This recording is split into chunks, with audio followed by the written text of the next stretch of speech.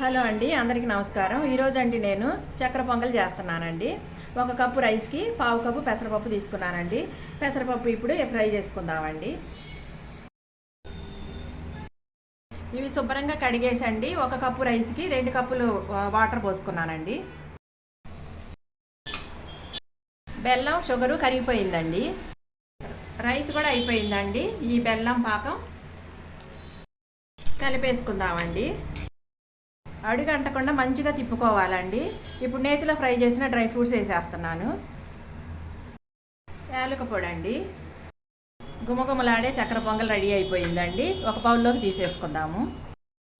రుచికరమైన చక్కెర పొంగల్ రెడీ అయిపోయిందండి. మేము తీపి కొంచెం తక్కువ తింటాం కాబట్టి తక్కువ వేసుకున్నానండి. మీ ఇష్టం అయితే తీపి కొంచెం ఎక్కువ వేసుకోండి. ఈ వీడియో నచ్చితే మాత్రం తప్పకుండా లైక్ చేయండి, షేర్ చేయండి, సబ్స్క్రైబ్ చేయటం మాత్రం మర్చిపోకండి.